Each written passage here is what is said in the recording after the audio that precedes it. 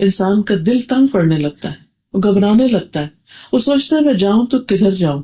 اور آپ دیکھیے کہ دلچسپ بات یہ ہے کہ اللہ سبحانہ وتعالیٰ قرآن مجید میں حضور صلی اللہ علیہ وسلم کو تسلی دیتے ہوئے فرماتے ہیں، سورۃ الحجر آیت نمبر 97 اور 99 میں اللہ تعالیٰ فرماتے ہیں، اور بلا شبہ یقیناً ہم جانتے ہیں کہ بے شک آپ کا سینہ اس سے تنگ ہوتا ہے جو باتیں وہ کہتے ہیں.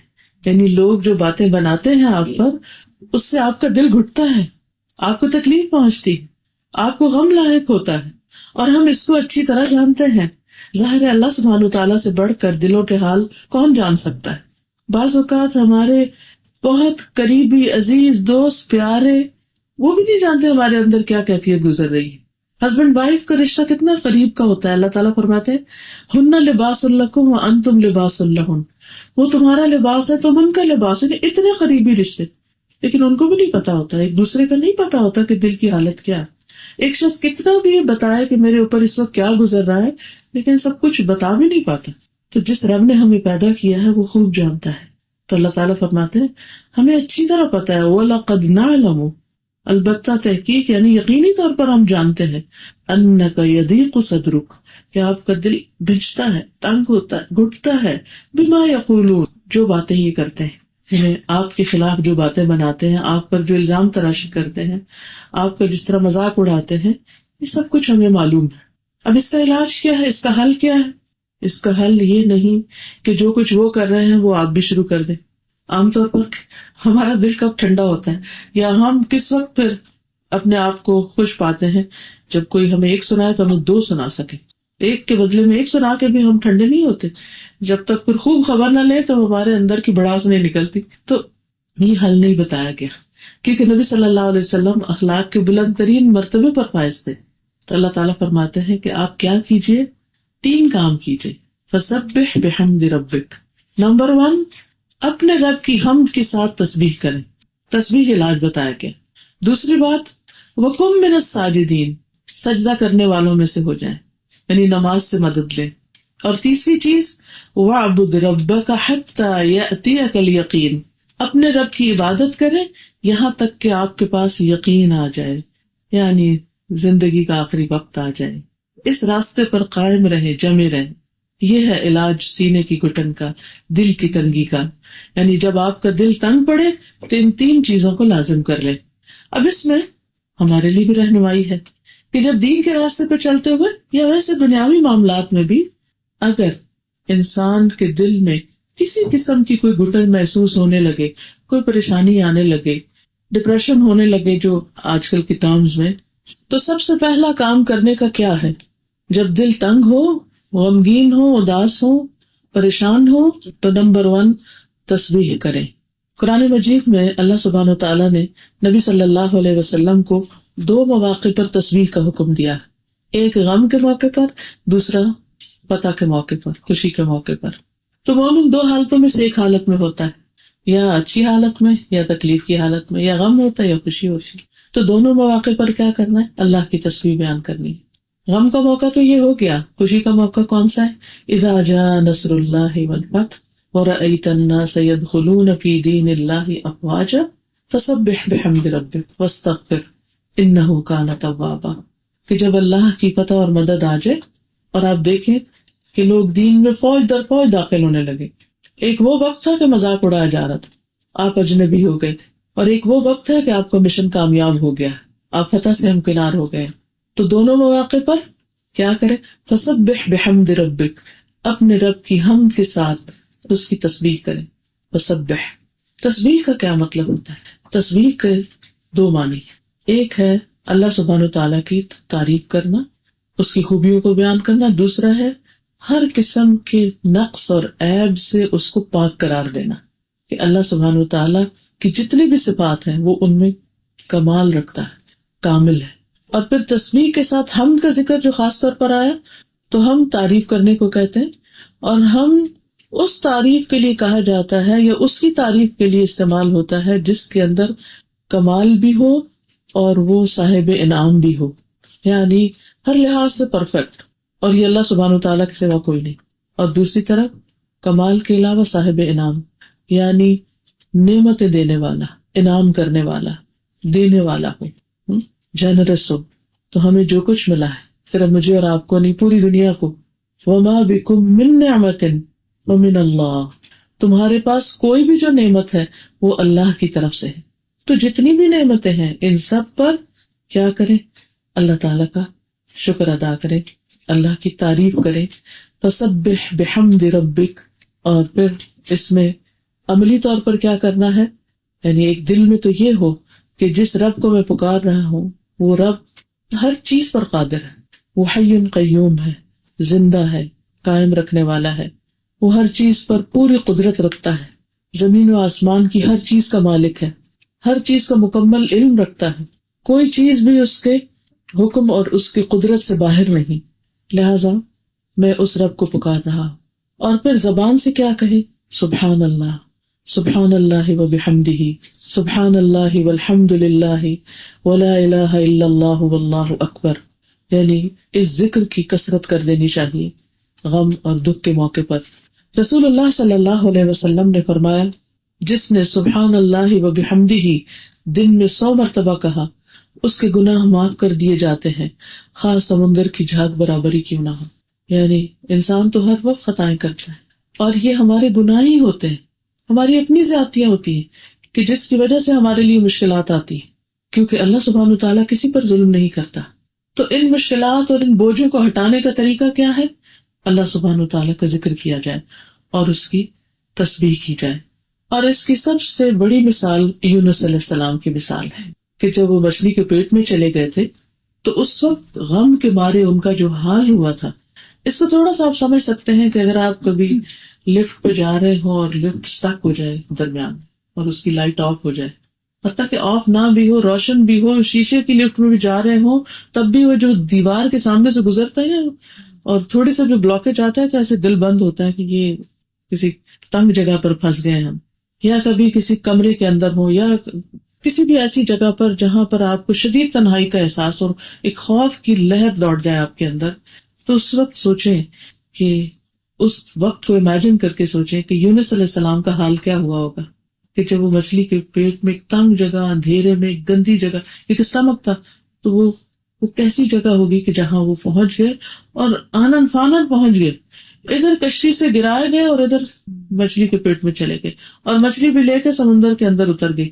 تو سمندروں کے اندھیرے، مچھلی کے پیٹ کے اندھیرے اور غم کے اندھیرے. تو اللہ سبحانہ وتعالیٰ سورۃ الانبیاء 87 اور 88 میں فرماتے ہیں، آیت بہت مشہور ہے، آپ سب نے سن رکھی ہوگی. اور مچھلی والے کو جب وہ غصے سے بھرا ہوا چلا گیا، بس اس نے اپنی قوم پر غصے ہوئے تھے اور ان کو چھوڑ کے ناراض ہو کے چلے گئے تھے. اللہ کے پیغمبر ہیں لیکن انسان ہے نا، تو اس لیے ایسی کیفیات آتی ہیں. اور جب کوئی انتہائی تنگ کر دے تو غصہ آ جانا ہیومن نیچر ہے. تو غصے سے بھرا ہوا چلا گیا، اس نے سمجھا کہ ہم اس پر گرفت تنگ نہ کریں گے، اس کو پکڑ نہیں سکتے. تو اس نے اندھیروں میں پکارا کہ تیرے سوا کوئی معبود نہیں، لا الہ الا انت سبحانک، تو پاک ہے، انی کنت من الظالمین، یقیناً میں ظلم کرنے والوں میں سے ہو گیا ہوں. تو ہم نے اس کی دعا قبول کر لی اور اسے غم سے نجات دے دی. اور اسی طرح ہم ایمان والوں کو نجات دیتے ہیں، یعنی باقی بھی جو ایمان رکھتے ہیں ان کو بھی ہم اس کلام کے ساتھ اس طریقے پر دعا مانگنے کی وجہ سے نجات دیتے ہیں. تو یہ ہمارا یقین ہونا چاہیے کہ اللہ سبحانہ وتعالیٰ کی بات سچی ہے. وَمَنْ أَصْدَقُ مِنَ اللَّهِ قِيلًا وَمَنْ أَصْدَقُ مِنَ اللَّهِ حَدِيثًا. اللہ سے بڑھ کر اپنی بات میں سچا کون ہو سکتا ہے؟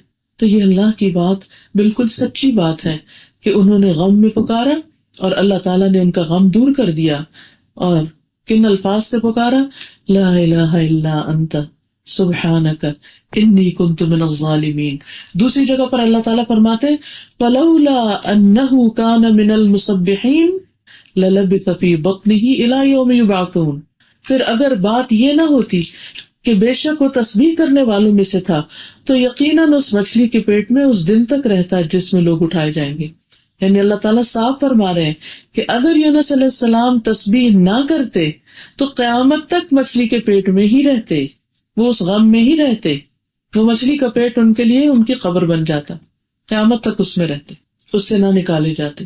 تو اس سے کیا پتہ چلتا ہے کہ رنج، غم، دکھ، تکلیف کے موقع پر بر وقت علاج کرنا اور صحیح علاج کرنا بہت ضروری ہے، اور وہ کیا ہے؟ اللہ کا ذکر اور اس کی تسبیح، اور پورے یقین کے ساتھ اس تسبیح کو ادا کرنا۔ نبی صلی اللہ علیہ وسلم نے فرمایا، وہ جو ذنون یعنی یونس علیہ السلام کی دعا ہے جب وہ مچھلی کے پیٹ میں تھے، یعنی لا الہ الا انت سبحانک انی کنت من الظالمین، جب بھی کوئی مسلمان کسی معاملے میں ان الفاظ کے ساتھ اپنے پروردگار سے دعا کرے تو وہ دعا اس کے لیے ضرور قبول ہوگی۔ یہ مسند احمد کی روایت ہے کہ ضرور اس کا غم دور کیا جائے گا، اس کی مشکل آسان کی جائے گی۔ اور ویسے بھی حقیقت یہ ہے کہ اللہ کی یاد، اللہ کا ذکر دلوں کے لیے اطمینان کا باعث ہے، ڈر، غم، خوف دور کرنے کا نسخہ ہے۔ رسول اللہ صلی اللہ علیہ وسلم نے فرمایا، جو شخص رات سے خوف کھائے کہ وہ اسے پریشان کرے گی، بعض اوقات ایسا ہوتا ہے نا انسان اکیلا گھر میں رہ جاتا ہے، یا ویسے ہی اندھیرے سے ڈر لگتا ہے، یا کہیں ٹریولنگ میں ہے اور راستے میں ایسی جگہ پر رک گئی ہے گاڑی جہاں اندھیرا ہی اندھیرا ہے، تو جو شخص رات سے خوف کھائے کہ وہ اسے پریشان کرے گی، یا مال کے ساتھ بخل کرے کہ وہ خرچ ہو جائے گا، یعنی پیسے جانے کا غم ہو، یا دشمن کے سامنے بزدلی کرے کہ وہ اسے قتل کر دے گا، تو اسے چاہیے کہ وہ اس قول کی کثرت کر دے۔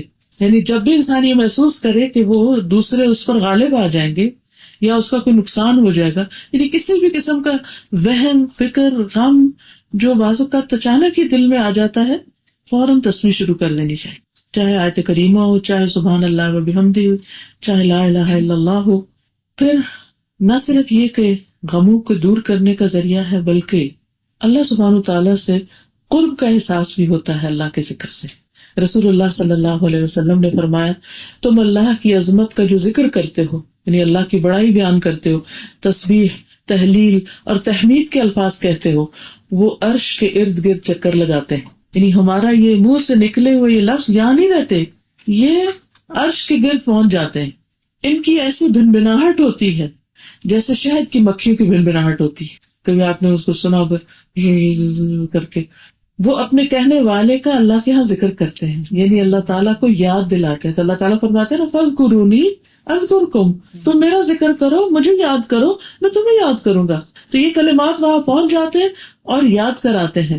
کیا تم میں سے کوئی شخص اس بات کو پسند نہیں کرتا کہ ایک چیز مسلسل اللہ کے ہاں اس کا ذکر کرتی رہے؟ تو جو چاہتا ہے کہ اس کا ذکر اللہ کے ہاں ہوتا رہے، وہ پھر ان کلمات کی تسبیح کرتا رہے، پھر یہ اللہ کی رحمت پانے کا ذریعہ ہے۔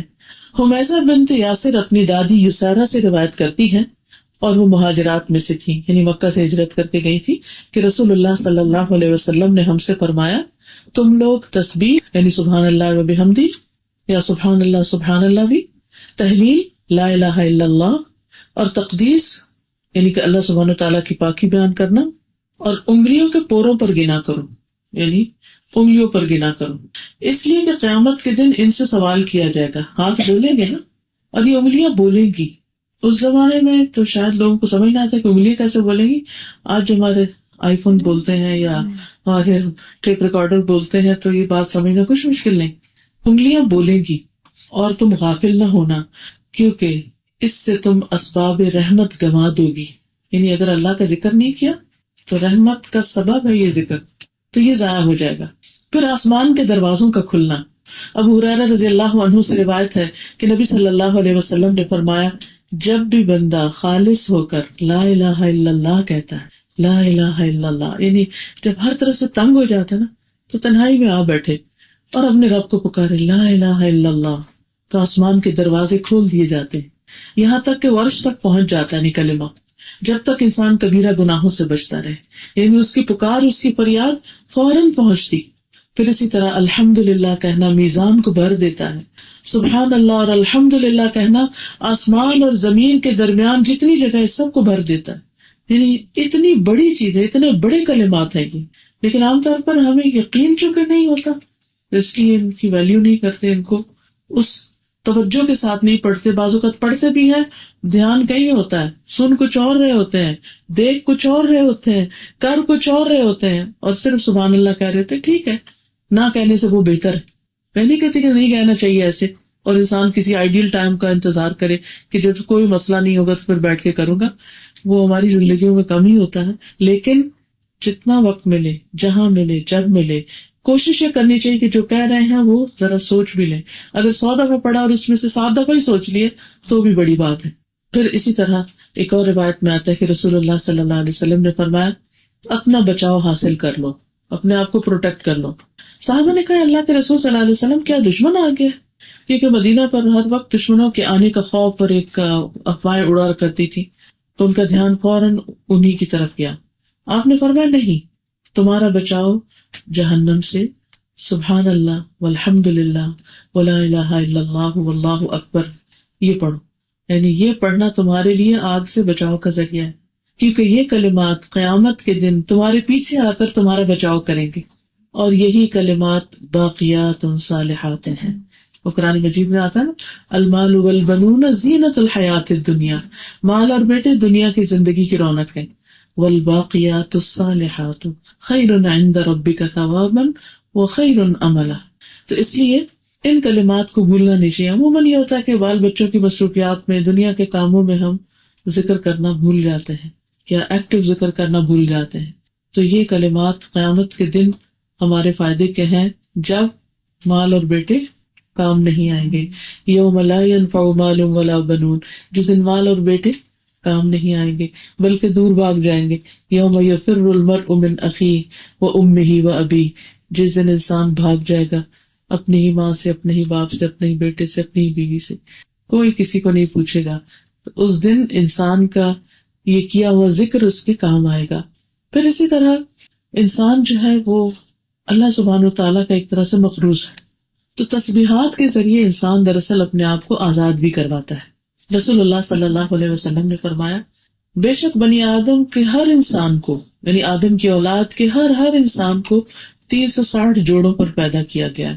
بس جو شخص اللہ اکبر، الحمدللہ، لا الہ الا اللہ، سبحان اللہ، استغفر اللہ کہے اور مسلمان کے راستے سے پتھر یا کانٹا یا ہڈی ہٹا دے یا نیکی کا حکم دے یا برائی سے روکے، تو یہ اس کے 360 جوڑوں کے شمار کے برابر ہے.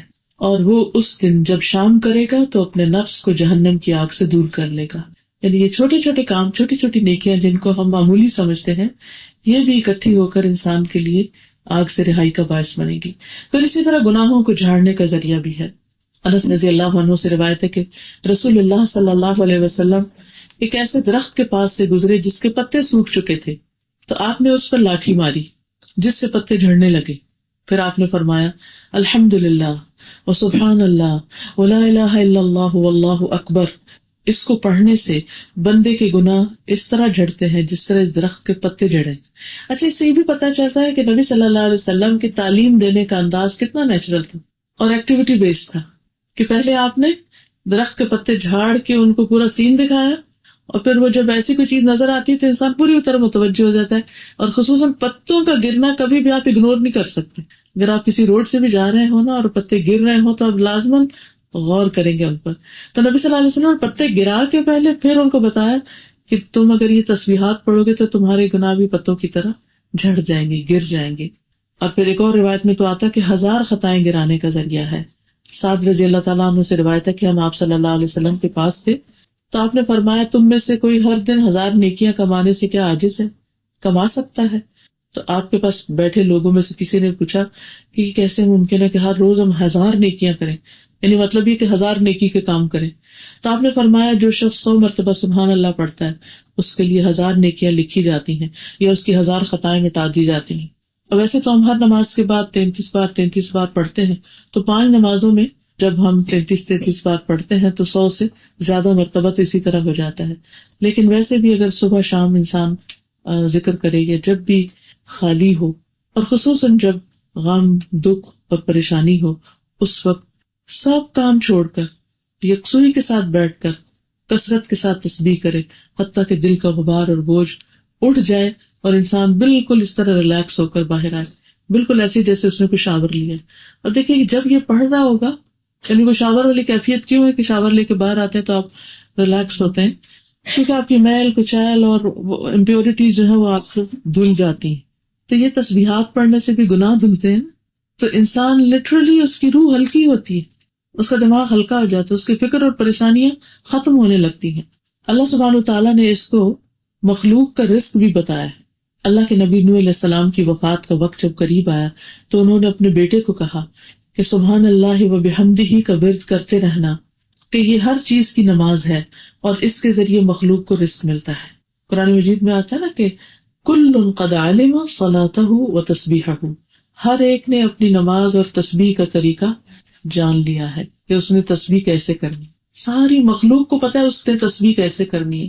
اور پھر ایک اور جگہ پر آتا ہے وَإِن مِّن شَيْءٍ إِلَّا يُسَبِّحُ بِحَمْدِهِ، کوئی چیز ایسی نہیں جو اللہ کی تسبیح نہ کر رہی ہو، وَلَٰكِن لَّا تَفْقَهُونَ تَسْبِيحَهُمْ، تم ان کی تسبیح نہیں سمجھتے۔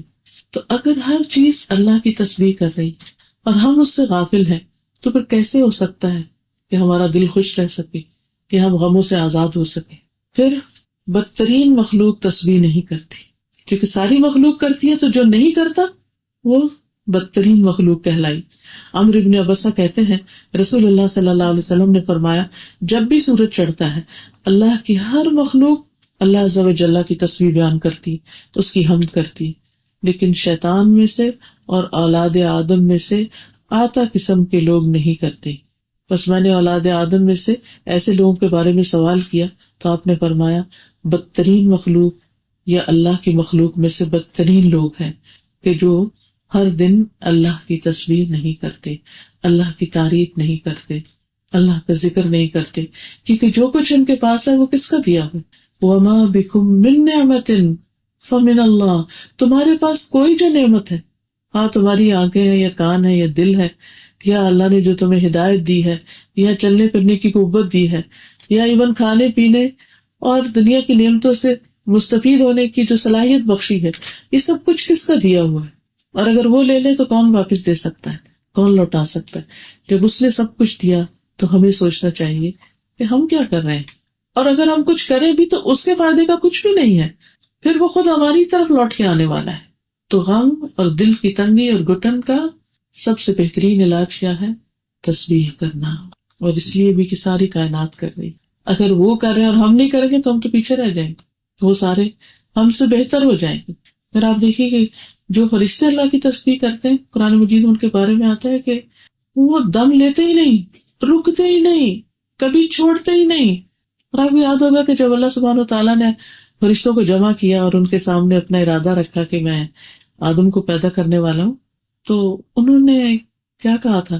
وَنَحْنُ نُسَبِّحُ بِحَمْدِكَ وَنُقَدِّسُ لَكَ، ہم آپ کی تسبیح کرتے ہیں تعریف کے ساتھ اور پاکی بیان کرتے ہیں، آپ کیوں انسان کو پیدا کر رہے ہیں؟ نہیں، ہم یہ کام کر رہے ہیں، اور کس طرح کرتے ہیں کہ کسی وقت پاز ہی نہیں لیتے، بریک ہی نہیں لیتے، کرتے چلے جا رہے کرتے چلے جا رہے ہیں۔ تو جس رب کی اتنی تسبیح ہو رہی ہے کہ ساری کائنات لگی ہے، فرشتے بھی لگے ہوئے، اس کو ہماری تسبیح کی ضرورت ہوگی؟ اس کو نہیں ضرورت، لیکن ہمیں ضرورت ہے، تو اپنی خاطر، اپنے فائدے کے لیے، اور چونکہ یہ اللہ تعالیٰ کا بتایا ہوا علاج ہے، کر کے دیکھیے، آزما کے دیکھیے۔ دوسرا علاج ہے کثرت سجود، سجدوں کی کثرت، نماز کی پابندی اور فرائض کے علاوہ نوافل بھی، کیونکہ بندہ سب سے زیادہ اپنے رب کے قریب سجدے میں ہوتا ہے، اور سب سے زیادہ انسان اپنے رب کے آگے تواضع کی حالت میں، عاجزی کی حالت میں سجدے میں ہی ہوتا ہے۔ اسی لیے اللہ سبحانہ وتعالیٰ سورۃ العلق کی آیت 19 میں فرماتے ہیں کلا لا تطعہ واسجد واقترب۔ اب دیکھیے کہ انسان جس سے محبت کرتا ہے کیا چاہتا ہے کہ اس کے قریب ہو، تو اگر ہم اللہ تعالیٰ سے محبت کے دعوے میں سچے ہیں تو ہم کیا چاہیں گے؟ کہ ہم اللہ تعالیٰ کے قریب ہوں، اللہ ہمارے قریب ہو۔ اور وہ فرماتا ہے کہ وہ قریب و مجیب ہے، وہ قریب بھی ہے اور جواب بھی دیتا ہے، دعائیں قبول بھی کرتا ہے۔ تو اس کا قرب پانے کے لیے، اس کے قریب ترین ہونے کے لیے سجدہ کرنے کی ضرورت ہے، اور سجدہ نماز میں ہی ہوتا ہے۔ تو اللہ تعالیٰ فرماتے ہیں کہ جو تمہیں سجدے سے روکتے ہیں ان کی بات نہیں مانو، ان کا کہنا نہیں مانو، اور سجدہ کر کے اپنے رب کے قریب ہوتے چلے جاؤ۔ اور یہاں سجدہ بول کے اصل میں نماز مراد ہے، یعنی نماز ادا کرو، کیونکہ سجدے کے بغیر نماز ہوتی نہیں۔ تو سجدہ اور نماز کا سب سے بڑا فائدہ یہ ہے کہ انسان اپنے رب کے قریب ہو جاتا ہے۔ اسی وجہ سے آپ دیکھیں کہ شیطان سب سے زیادہ جو کام مشکل بناتا ہے وہ نماز ہی۔ بعض لوگ ایک گھنٹہ جم میں ایکسرسائز کرتے ہیں، سخت مشقت کرتے ہیں اور خوشی سے کرتے ہیں یا ناخوشی سے، لیکن نماز میں سستی کرتے ہیں، نماز کے وقت تک جاتے ہیں، نماز کی طرف نہیں جاتے، تو کس قدر بدبختی کی بات ہے۔ لیکن کیوں نہیں جاتے؟ کیونکہ شیطان ان کو یہ بہت مشکل بنا کے دکھاتا ہے. اور جیسے قرآن مجید میں آتا ہے نا وَإِنَّهَا لَكَبِيرَةٌ إِلَّا عَلَى الْخَاشِعِينَ، ہے ہی بھاری چیز، بڑی چیز ہے مگر خشوع کرنے والوں کے لیے، ان کے لیے بڑی نہیں. نماز روشنی بھی ہے، حدیث میں آتا ہے الصلاۃ نور، پھر اللہ کی یاد کا ذریعہ ہے. سورۃ طٰہٰ میں اللہ تعالیٰ فرماتے اننی انا اللہ لا الہ الا انا فاعبدنی واقم الصلاۃ لذکری، بے شک میں ہی اللہ ہوں. جب موسیٰ علیہ السلام سے اللہ تعالیٰ بات کر رہے تھے نا تو اس وقت فرمایا یہ میں ہی ہوں اللہ، میرے سوا کوئی معبود نہیں، میری عبادت کرو اور میری یاد کے لیے نماز قائم کرو. انسانوں کو جب ہم یاد کرتے ہیں تو کیا کرتے ہیں؟ فون کرتے ہیں، فون اٹھاتے ہیں، میسج کرتے ہیں، فون کرتے ہیں، بات کرتے ہیں. کوئی بھی ایک نارمل کال کتنی دیر کی ہوتی؟ 5 منٹ سے لے کر 1 گھنٹے تک بھی ہو سکتی. کوئی پتہ چلتا ہے کتنی دیر بات کی؟ جب کال بند کرتے ہیں تو کہتے ہیں 10 منٹ ہو گئے تھے، اتنی دیر بات کی. لیکن اگر کبھی دل تنگ ہو اور ہمیں خیال آ بھی جائے کہ ذرا نماز پڑھ لیں تو ہم کہتے ہیں بہت ٹائم لگ جائے گا، چاہے اتنی دیر بیٹھ کے سوچتے رہیں کچھ نہ کریں لیکن اٹھ کے نماز نہیں پڑھتے. 2 نفل پڑھنے میں کتنی دیر لگتی؟ 5 منٹ. ایک دوست کو ایک کال کرنے میں جتنی دیر لگتی ہے اتنی دیر 2 رکعت پڑھنے میں لگتی. اور بہت سا بوجھ ختم ہو سکتا ہے، بہت سی پریشانی دور ہو سکتی ہے، اور اللہ تعالیٰ کا قرب نصیب ہوتا ہے، اللہ تعالیٰ کا کی محبت محسوس ہوتی ہے. انسان لازمی طور پر ریلیکس ہوتا ہے. مشکل ضرور ہے لیکن اس کے بعد فائدہ بھی بہت ہوتا ہے. خود اللہ سبحانہ وتعالیٰ سورۃ البقرہ 153 میں فرماتے ہیں یا ایھا الذین آمنوا استعینوا بالصبر والصلاۃ ان اللہ مع الصابرین، اے لوگوں جو ایمان لائے ہو صبر اور نماز کے ساتھ مدد طلب کرو. یعنی جب کوئی پریشانی آئے، دکھ اور تکلیف ہو تو نماز کے ساتھ مدد حاصل کرو. بے شک اللہ تعالیٰ صبر کرنے والوں کے ساتھ ہے، اللہ کی مدد آ جائے گی ان کو. انبیاء، صالحین، یہ سب نیک لوگ، اللہ کے نیک بندے اسی نسخے پر عمل کرتے رہے اور انہی کا راستہ بہترین راستہ ہے کیونکہ ان پر اللہ تعالیٰ نے انعام فرمایا ہے. حضرت حذیفہ کہتے ہیں کہ نبی صلی اللہ علیہ وسلم کو جب کوئی مسئلہ درپیش ہوتا، کوئی مسئلہ، تو آپ نماز پڑھنا شروع کر دیتے. ہمیں جب کوئی مسئلہ درپیش ہوتا ہے تو ہم کیا کریں؟ ٹیلی فون کرتے ہیں، مشورے لیتے ہیں. اچھا مشورہ کوئی دے دے تو پھر اس پر عمل بھی نہیں کرتے. بعض اوقات پسند کا مشورہ تو پھر کر لیتے ہیں، ناپسند کا تو نہیں کرتے. مشورے میں نقصان ہوتے تو پھر دوسرے کی شامت آتی کہ اس نے کہا تھا. مشورے بھی آپ کی مرضی کے مطابق دیتے ہیں، جو آپ پسند کر رہے تھے نا اسی میں ہاں ملاتے ہیں، وہی ٹھیک ہے، وہی ٹھیک ہے. کیونکہ دوسرا کڑوا ہوتا ہے تو پھر وہ مشکل ہوتی ہے. تو تمام انبیاء کے بارے میں آتا ہے کانوا اذا فزعوا، کہ جب ان پہ کوئی گھبراہٹ آتی، کوئی پریشانی آتی، فزعوا الی الصلاۃ، وہ نماز کی طرف دوڑتے تھے. تو نیکسٹ ٹائم یاد رکھنا ہے کہ سب سے پہلے نماز اور اس کے بعد کسی سے بات، کسی کو فون بھی بعد میں کرنا ہے. رسول اللہ صلی اللہ علیہ وسلم نے فرمایا ابراہیم علیہ السلام نے سارہ علیہ السلام کو ساتھ لے کر جب ہجرت کی تو ایک ایسی بستی میں پہنچے جس میں بادشاہوں میں سے ایک بادشاہ یا ظالموں میں سے ایک ظالم وہاں پر رہتا تھا. اس نے ابراہیم علیہ السلام کے پاس یہ حکم بھیجا کہ سارہ کو ان کے پاس بھیج دے، بری نیت کے ساتھ. اب وہ آپ کیا کرتے کیونکہ وہ بادشاہ تھا، تو آپ نے سارہ کو بھیج دیا. تو وہ بادشاہ ان کے پاس کھڑا ہوا تو وہ کھڑی ہو کر وضو کر کے نماز پڑھنے لگی. سمجھ آئی؟ ایک عورت کے لیے سب سے مشکل وقت کیا ہو سکتا ہے؟ تو آپ دیکھیے کہ کس طرح عام طور پر لوگ مسئلہ پوچھتے ہیں کہ اگر کسی عورت کی عزت کو خطرہ ہو تو کیا وہ خودکشی کر سکتی؟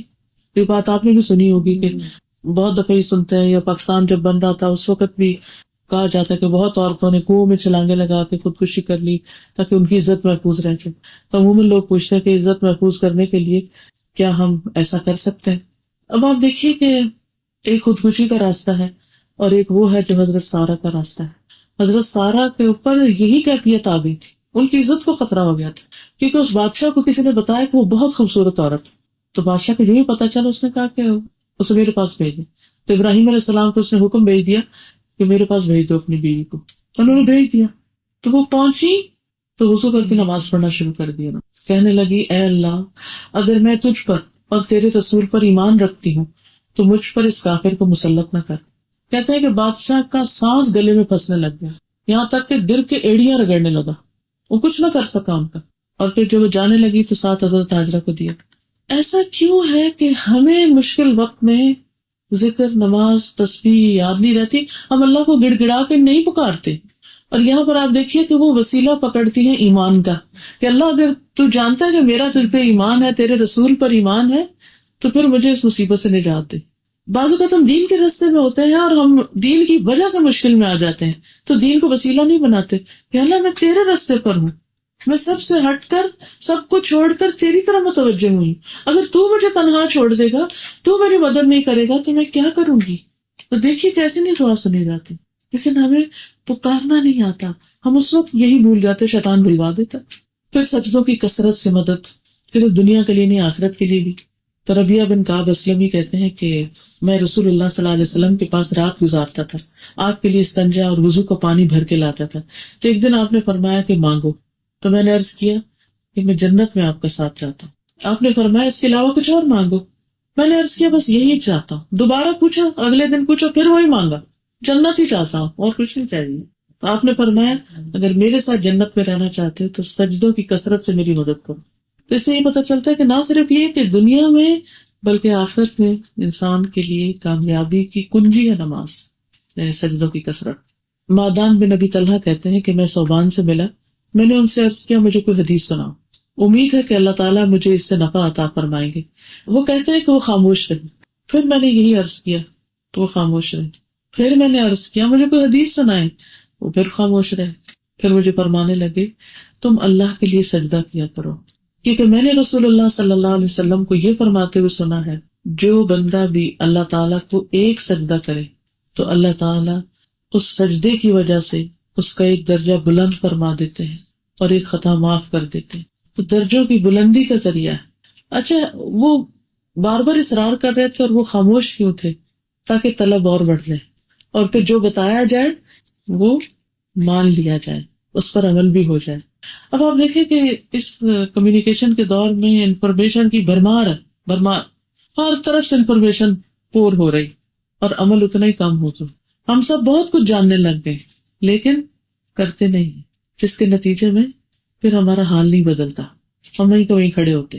پھر اسی طرح سجدوں کی وجہ سے انسان اللہ کی حفاظت میں ہوتا ہے، اللہ کے ذمے میں ہوتا ہے۔ رسول اللہ صلی اللہ علیہ وسلم نے فرمایا جس نے صبح کی نماز پڑھی وہ اللہ کے ذمے میں ہے، اللہ اس کی حفاظت کا ذمہ لیتا ہے، کوئی اس کا کچھ نہیں بگاڑ سکتا۔ بس اللہ تم سے اپنی حفاظت کے بارے میں کسی چیز کا مطالبہ نہ کرے، جس سے یہ مطالبہ کرے گا یقیناً اسے اپنی گرفت میں لے گا اور اس کو منہ کے بل جہنم میں گرائے گا۔ پھر اسی طرح یہ ہے کہ رحمت پانے کا ذریعہ ہے۔ جب انسان سمجھے کہ وہ رحمت کا محتاج ہے اور زیادہ محتاج ہے تو پھر نماز کی طرف توجہ کرے، وَأَقِیمُوا الصَّلَاةَ وَآتُوا الزَّکَاةَ وَأَطِیعُوا الرَّسُولَ لَعَلَّکُمْ تُرْحَمُونَ۔ پھر اسی طرح انسان جب نماز میں کھڑا ہی ہوتا ہے تو اللہ تعالیٰ کی رحمت اس کی طرف متوجہ ہو جاتی ہے۔ دا مومنٹ آپ اللہ اکبر کر کے ہاتھ باندھتے ہیں تو آپ سمجھے کہ آپ اللہ کی رحمت تلے آ گئے۔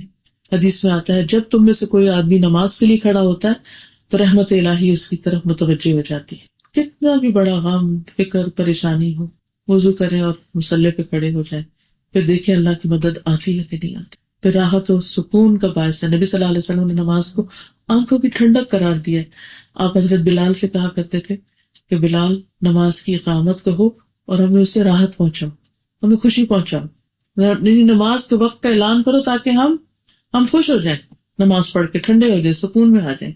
کیونکہ انسان اپنے گناہوں کی آگ بھڑکاتا رہتا ہے، پھر اس کو اس آگ کو بچانے کی ضرورت ہوتی، پھر اسی طرح بار بار یہ سلسلہ چلتا رہتا ہے۔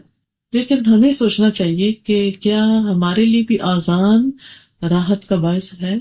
کہ آذان ہو تو ہم خوش ہو جائیں کہ اوہ آنکھوں کی ٹھنڈک، سکون کا وقت آ گیا کہ میں سب کچھ چھوڑ کر اپنے رب سے ملاقات کروں اور میرے دل میں ایک اطمینان آ جائے۔ بہت سے لوگ تو اذان کی آواز سن کے گھبرانے لگتے ہیں، وہ ایسے علاقے میں گھر نہیں لیتے جہاں مسجد قریب ہو، تاکہ ڈسٹربنس ہوتی۔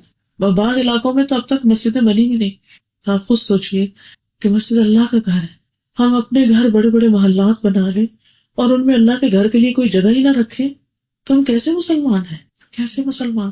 یعنی وہ چیز جو رحمت کھینچ کے لاتی ہے ہم اسی سے دور ہو جائیں۔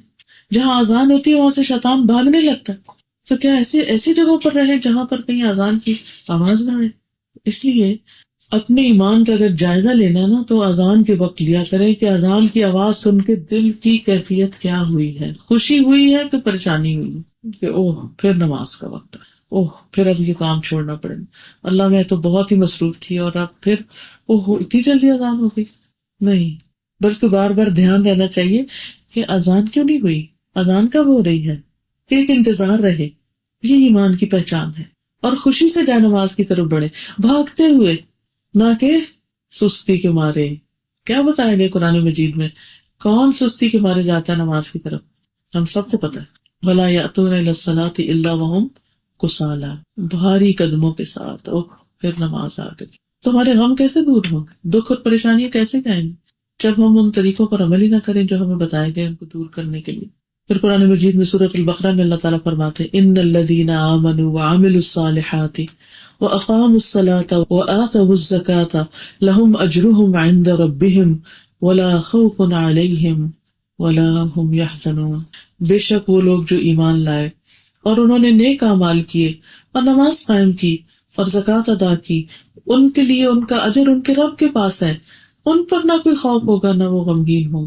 پھر ایک اور موقع پر آپ نے فرمایا ہر نماز کے وقت ایک منادی کرنے والا بھیجا جاتا ہے. وہ کہتا ہے اے آدم کے بیٹو اٹھو، اس آگ کو بجھا دو جو اپنے نفسوں کے لیے تم نے جلا دی ہے، یعنی گناہ کر کے جو آگ اپنے لیے بھڑکائی ہے، اٹھو اور اس کو بجھاؤ.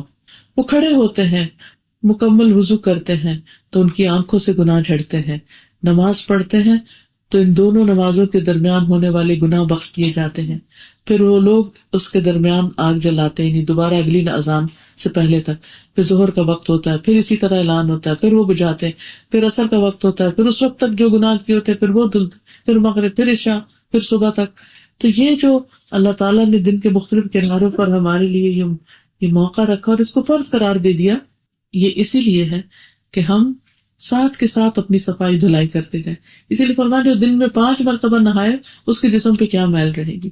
تو یہ 5 دفعہ ایمانی شاور لینا ہے. اور پھر آپ نے فرمایا بعض لوگ بھلائی کی حالت میں رات گزارنے والے ہیں اور بعض شر کی حالت میں. ظاہر جو نماز پڑھے بغیر سوئیں وہ شر کی حالت میں رات گزار رہے ہیں. پھر یہ کہ انسان کو ہلکا کرنے کا باعث ہے.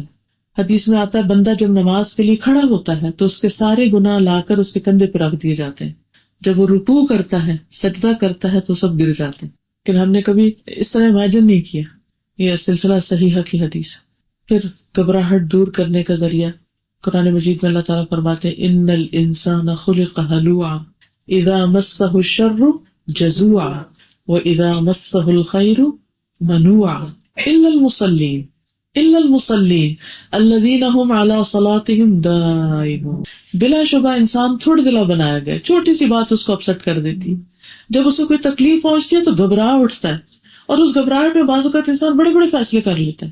اور جب مال ملتا ہے تو بخیل بن جاتا ہے، سوائے نماز ادا کرنے والوں کے کہ ان کے دلوں میں وسعت ہوتی ہے. وہ جو اپنی نماز پر ہمیشہ اختیار کرنے والے یعنی بہت پابندی کے ساتھ اس کو ادا کرتے ہیں. پھر فرشتوں کی دعائیں ملتی ہیں نماز پڑھنے والوں کو. نبی صلی اللہ علیہ وسلم نے فرمایا جو شخص نماز کے بعد اپنی جائے نماز پہ بیٹھا رہتا ہے، بعد میں بھی تسبیحات کرتا ہے، ذکر کرتا ہے، تو فرشتے اس پر صلات پڑھتے رہتے ہیں. فرشتوں کی اس پر صلات کیا ہے؟ اے اللہ اسے معاف کر دے، اے اللہ اس پہ رحم کر دے. یعنی انسان نماز پڑھ چکا ہے، وہ خود بھی اپنے لیے دعا کر رہا ہے اور فرشتے بھی ساتھ کر رہے ہیں، تو اس کو بھی محسوس کیا کرے کہ اس وقت میرے لیے اور بھی دعائیں کر رہے ہیں. ہم ایک ایک کی منت کر رہے ہیں میرے لیے دعا کرنا. تو کہاں ہم ایک کام کرنا شروع کرتے ہیں اور خود بخود دعائیں آنے لگتی ہیں. اور پھر وہ اگر اگلی نماز کا انتظار کرتا ہے، فرشتے اس پر اس وقت تک صلات پڑھتے رہتے ہیں. جیسے حرم میں لوگ ہوتے ہیں، ایک نماز کے بعد ایک نماز کے لیے بیٹھے رہتے ہیں وہاں پر، انہیں نماز کے علاوہ کوئی چیز نہیں بٹھاتی کیونکہ نہیں ہوتا ہے اٹھیں گے جگہ چلی جائے گی، تو اس لیے وہی بیٹھ کے انتظار کرتے رہتے. کسی چیز کی کوئی اٹریکشن انہیں وہاں سے نہیں اٹھاتی، کوئی نیند کی اٹریکشن، کھانے کی، کسی اور چیز کی. بیٹھے ہیں. تو کبھی ان بیٹھے ہوئے لوگوں کو دیکھ کر سوچا کریں کہ جتنی دیر بیٹھے ہیں اتنی دیر ان کے لیے فرشتے دعائیں کرتے جا رہے ہیں کہ اللہ ان کو معاف کر دے، اللہ ان پہ رحم کر دے، اللہ ان کو معاف کر دے، ان کو اوپر رحم. پھر یہ کہ انسان کو برائی اور بے حیائی سے بھی روکتی ہے، برائیوں کو دور کرنے کا ذریعہ ہے. پھر اسی طرح بری صفات انسان کے اندر سے ختم ہوتی ہے. تو اس لیے غم، دکھ، بوجھ، سینے کی تنگی، ان سب چیزوں کا علاج نماز میں ہے. اور ویسے بھی آپ دیکھیں کہ جب آپ وضو کرتے ہیں، پانی آپ کے جسم کو چھوتا ہے، ویل کو چیل اترتا ہے، تو کچھ تھکاوٹ تو اسی وقت اتر جاتی ہے، کچھ سکون اس میں آ جاتا ہے. اور اس کے بعد جب آپ کھڑے ہو کر پڑھتے ہیں، ذکر اذکار کرتے ہیں، ساتھ آپ کی ایکسرسائز بھی ہو رہی ہوتی. اور جب آپ نماز پڑھ کے اٹھتے ہیں تو یقیناً اپنے آپ کو ہلکا محسوس کرتے ہیں. تو اگر کوئی فرض نمازوں کی پابندی کرتا رہے تو بھی بڑے مسئلے حل ہو جاتے ہیں، اور وقت کی پابندی کے ساتھ، اور اس کے علاوہ جب اس کا دل چاہے، سوائے زوال کے اوقات کے. تیسرا علاج ہے عبادت پر دوام، یعنی کنٹینیوٹی. یہ نہیں کبھی کچھ کر لیا اور کرا تو بہت کچھ کر لیا اور پھر سب کچھ چھوڑ چھاڑ کے بیٹھ گئے، پھر کسی دن جوش آیا تو پھر بہت کچھ کر لیا اور پھر چھوڑ دیا. نہیں، پابندی، کنسسٹنسی، کنٹینیوٹی. اور اس کے بارے میں اللہ تعالیٰ فرماتے ہیں سورۃ الانعام آیت نمبر 125 میں اللہ تعالیٰ کا ارشاد ہے، جس شخص کے بارے میں اللہ تعالیٰ چاہتا ہے کہ اسے ہدایت دے، اسے راہ دکھائے، اسے گائیڈ کرے، اسے کوئی ڈائریکشن دے، اسے نفع مند علم دے، اس کا سینہ اسلام کے لیے کھول دیتا ہے، اس کا دل کھل جاتا ہے، اسے دین کی باتوں سے محبت ہونے لگتی، اس کے اندر وسعت آنے لگتی، اس کو خوشی نصیب ہوتی. اور جسے چاہتا ہے کہ گمراہ کر دے اور اس کا سینہ تنگ کر دیتا ہے، گھٹا ہوا ہو جاتا ہے، گویا وہ مشکل سے آسمان میں چڑھ رہا ہے. اسی طرح اللہ ان لوگوں پر گندگی ڈال دیتا ہے جو ایمان نہیں لاتے، یعنی پھر ان کے اندر دل کی تنگی اور گھٹن اور ایک سختی آ جاتی ہے. اور سینے کا بوجھل ہونا یا دل کا گھٹنا یہ انسان کے لیے دنیا کا سب سے بڑا مسئلہ ہے. آج آپ دیکھیں کہ بے شمار لوگ دل کی تنگی اور پریشانی کا شکار ہوتے ہیں. نہ دن کو چین آتا ہے اور نہ رات کو چین آتا ہے، نہ نیند سکون کی ہوتی ہے اور نہ دن کے وقت کوئی آرام نصیب ہوتا ہے. وجہ کیا ہے؟ اللہ کے ذکر سے منہ موڑنا، عبادت میں غفلت برتنا.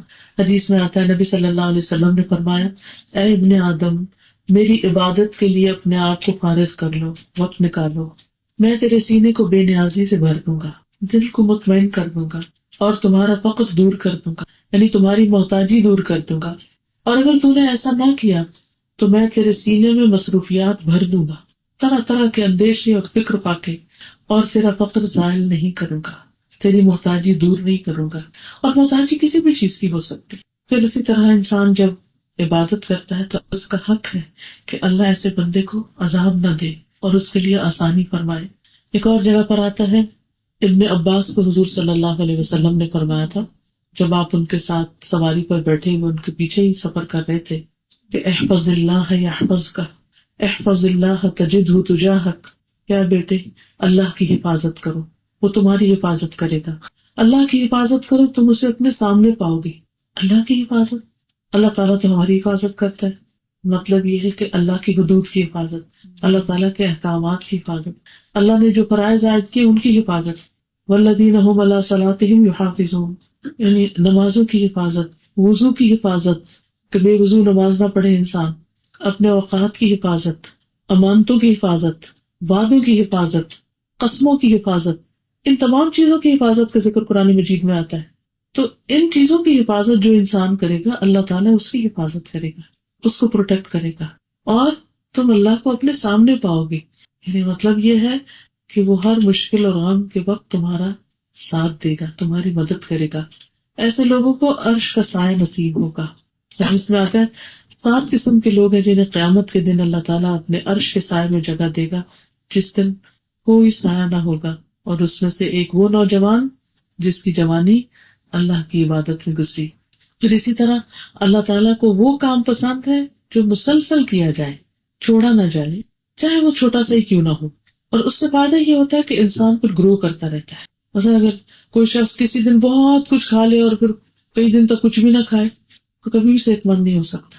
اسی طرح اگر کوئی شخص رمضان میں تو خوب عبادت کر لے اور اس کے بعد سب کچھ چھوڑ کے بیٹھ جائے، یا حج کر لے اور اس کے بعد کچھ نہ کرے، تو یہ انسان کے لیے درست نہیں. مطلوب کیا ہے کہ تسلسل کے ساتھ عبادت کی جائے، کیونکہ یہاں اللہ تعالیٰ نے غم سے بچنے کا تیسرا طریقہ جو بتایا، وَاعْبُدْ رَبَّكَ حَتَّىٰ يَأْتِيَكَ الْيَقِينُ، زندگی کے آخری دن تک عبادت کرتے رہو. اور نبی صلی اللہ علیہ وسلم حالانکہ اللہ تعالیٰ کے محبوب بندے تھے، لیکن شکر گزاری کے لیے رات کو اتنا لمبا قیام کرتے کہ آپ کے پاؤں پر ورم آ جاتا.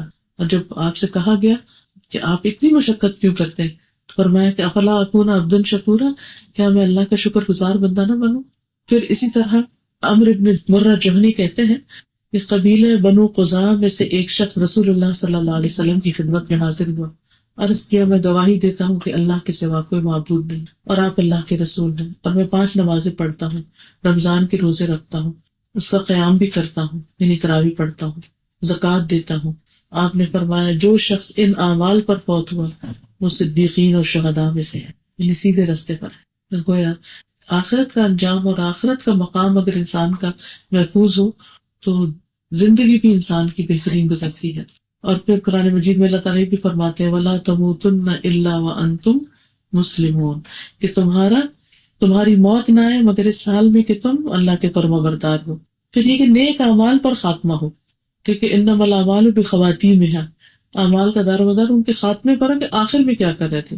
امام ابن تیمیہ کے بارے میں آتا ہے کہ ان کو 3 مرتبہ جیل میں ڈالا گیا۔ تیسری مرتبہ جب ان کو جیل میں بھیجا گیا تو وہ عرصہ کچھ لمبا تھا اور ان کی جیل میں ہی وفات ہوئی تھی۔ تو ان کے ساتھ ان کے بھائی اور ان کے ایک شاگرد ابن القیم الجوزیہ بھی ان کے ساتھ تھا۔ تو ان کے بھائی روایت کرتے ہیں کہ ابن تیمیہ نے میرے ساتھ 80 مرتبہ قرآن پڑھا تھا، 80 بار۔ ہم نے شاید ساری زندگی 80 بار میں پڑھا۔ اگر ہم سال میں صرف ایک قرآن ختم کرتے ہیں تو ہماری زندگی مثلا 40 سال ہے، تو ہم نے 10 سال کی عمر میں بھی قرآن شروع کیا ہو سال میں ایک دفعہ پڑھنا، تو کتنے پڑھے ہوں گے کل؟ یا رمضان میں ایک کر لیتے ہیں تو بہرحال انہوں نے کچھ ہی عرصے میں 80 قرآن مجید ختم کیے۔ اور کہتے ہیں کہ 81ویں بار جب وہ سورۃ القمر کی ان آیات پر پہنچے جو آخری آیات ہیں، ان المتقین فی جنات و نہر، کہ متقی لوگ جنتوں اور نہروں میں ہوں گے، یعنی ایسی جنتوں میں جن کے نیچے نہریں بہ رہی ہوں گی۔ اور پھر فی مقعد صدق عند ملیک مقتدر، سچائی کی جگہ پر، سچے مقام پر، بہترین مقام پر، اس با اقتدار بادشاہ کے پاس، یعنی اللہ سبحانہ وتعالیٰ کے پاس ان کا مقام ہوگا۔ کہتے ہیں جب وہ اس آیت پر پہنچے تو ان کی روح پرواز کر گئی، اور وہ اپنے جیل میں رہنے پر شکر ادا کرتے تھے، قلعے میں بند تھے۔ وہ کہتے ہیں میں اگر یہ پورا قلعہ سونے کا بھر کے اللہ کی راہ میں صدقہ کر دوں اس شکر پر کہ مجھے انہوں نے جیل میں بھیج دیا ہے، کہ میرے پاس عبادت کا وقت مل گیا مجھے، تو بھی میں شکر ادا نہیں کر سکتا۔ اور ان لوگوں کے حق میں دعا کرتے تھے کہ اللہ ان کا بھلا کرے، اور وہ کہا کرتے تھے کہ میری جنت میرے سینے میں ہے، میرے دشمن میرا کچھ نہیں بگاڑ سکتے، میں جہاں بھی ہوں میری جنت میرے ساتھ ہے۔ اگر مجھے قتل کر دیں گے تو میں شہید ہو جاؤں گا، اور اگر میرا ایگزائل کر دیں گے، مجھے نکال دیں گے تو میرے لیے سیاحت ہے، میں اور ملک دیکھوں گا جا کے۔ اور اگر مجھے آئسولیٹ کر دیں گے، سب سے ہٹا کر اکیلے جیل میں ڈال دیں گے، تو میری رب کے ساتھ خلوت ہے، میرا رب میرے ساتھ ہے، میں اس سے باتیں کروں گا۔ تو انسان بعض اوقات جب زیادہ غموں میں گھر جاتا ہے تو عبادت بھی بھول جاتا ہے، بعض لوگ ہوش و حواس میں نہیں رہتے، غم یا دکھ کی کثرت سے اپنے کوئی شوق میں چلے جاتے ہیں اور کئی قسم کی بیماریاں پیدا ہو جاتی ہیں۔ لیکن جو شخص اپنی زندگی میں اپنے رب سے راضی ہو گیا، رضیت باللہ ربا وبالاسلام دینا وبمحمد النبی صلی اللہ علیہ وسلم، تو اس کے لیے پھر موت بھی اللہ سے ملاقات کا ذریعہ ہو جاتی اور وہ اس کی تیاری میں بھرپور طریقے سے لگ جاتا ہے۔ تو وَاعْبُدْ رَبَّكَ حَتَّىٰ يَأْتِيَكَ الْيَقِينُ، اور پھر اچھے کام کرتے ہوئے اسی حال میں اللہ سے جا ملتا ہے۔ حذیفہ کہتے ہیں کہ ایک مرتبہ میں نے اپنا سینہ نبی صلی اللہ علیہ وسلم کے لیے تکیہ بنا رکھا تھا۔ آپ نے فرمایا جو شخص لا الہ الا اللہ کا اقرار کرے اللہ کی رضا چاہنے کے لیے اور اسی پر اس کا اختتام ہو تو وہ جنت میں داخل ہوگا۔ جو شخص اللہ کی رضا کے لیے ایک دن کا روزہ رکھے اور اسی حال میں چلا جائے تو وہ جنت میں داخل ہوگا۔ جو شخص اللہ کی رضا کے لیے صدقہ کرے اور اسی پر اس کا اختتام ہو تو وہ جنت میں داخل ہوگا۔ یعنی آخری عمل جو کچھ ہوگا اس کے مطابق انسان اٹھے، اور اگر احرام کی حالت میں کوئی فوت ہو جائے تو قیامت کے دن تلبیہ پکارتا وہ اٹھے گا۔ جو شخص اللہ کے راستے میں ہجرت کرے گا وہ اسی طرح اللہ تعالیٰ فرماتے ہیں کہ اگر اسے اس حال میں موت آ جائے تو اللہ پر اس کا اجر ثابت ہو گیا۔ ایک اور روایت میں آتا ہے کہ 3 قسم کے آدمیوں کا ذمہ اللہ پر ہے۔ جو شخص اللہ کی راہ میں جہاد کے لیے نکلا اس کا ذمہ اللہ پر ہے، اگر اس کی وفات ہو جائے تو اس کو جنت میں داخل کرے گا یا اجر و ثواب اور غنیمت کے ساتھ واپس لوٹائے گا۔ دوسرا وہ آدمی جو مسجد کی طرف گیا تو وہ بھی اللہ کے ذمے میں ہے، اگر اس کی وفات ہو جائے تو اللہ اس کو جنت میں داخل کرے گا کیونکہ وہ اللہ کے راستے پر ہے یا اجر و ثواب کے ساتھ لوٹائے گا۔ تیسرا وہ آدمی جو سلام کے ساتھ اپنے گھر میں داخل ہوا تو اللہ عز و جل اس کا ضامن ہے، یعنی گھر میں داخل ہوتے وقت اس نے سلام کیا تو بھی اللہ کی پروٹیکشن میں ہے۔ اور پھر آپ دیکھیے کہ جس شخص کو کلمہ نصیب ہو جائے آخری وقت میں، جس شخص کا آخری کلام لا الہ الا اللہ ہو، وہ بھی جنت میں داخل ہوگا۔ تو اس لیے بہت ضروری ہے کہ ہم موت کے لیے ہر وقت تیار رہیں اور کوشش کریں کہ اچھے کاموں میں زندگی بسر ہو، اور جہاں کوئی ایسی چیز ہے جو اللہ کی نافرمانی ہو رہی ہے تو اس سے فوراً نکلنے کی کوشش کریں کہ اللہ اس حال میں ہماری روح نہ لینا کہ تو ہم سے ناراض ہو۔ تو غم کے، دکھ کے، تین پائیدار علاج ہیں. ایک غم اور دکھ دنیا کا ہے اور ایک آخرت کا ہے. دنیا کے اگر کسی بھی طرح کم ہو جائے، اگر موت اچھی حال میں نہ آئی تو پھر آخرت کا کیا بنے گا، جو ہمیشہ کے لیے انسان کے ساتھ اس کی خوشی یا غم اس کے ساتھ لگ جائے گا. اس لیے نمبر 1 تسبیحات، اور اس وقت یقین کے ساتھ تسبیح پڑھنی ہے کہ جیسے یونس علیہ السلام کو اللہ نے غم سے آزاد کیا.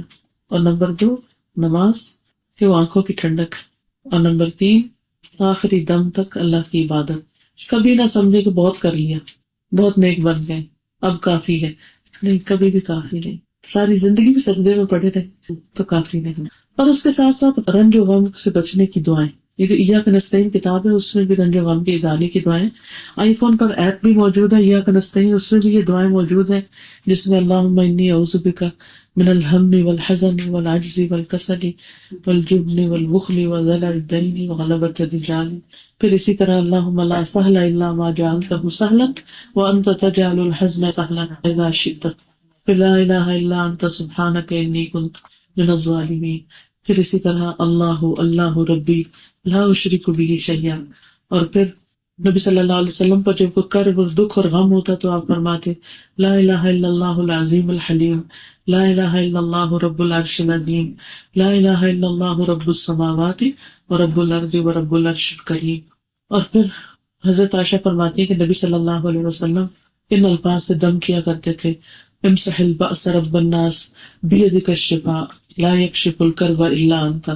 اے لوگوں کے رب، اس تکلیف کو دور کر دے. یعنی آپ اپنے اوپر بھی، اپنے سینے پہ یا اپنے دل پہ یا جہاں بھی ہے تو ہاتھ رکھ کے خود کو خود بھی دم کر سکتے ہیں کہ اللہ اس تکلیف کو دور کر دے، شفا تیرے ہی ہاتھ میں ہے، اس دکھ کو تیرے سوا کوئی دور نہیں کر سکتا. تو انشاءاللہ اللہ سبحانہ وتعالیٰ ہر شخص کی غم، ڈپریشن اور پریشانی سے نجات عطا فرمائے گے. وآخر دعوانا الحمد للہ رب العالمین.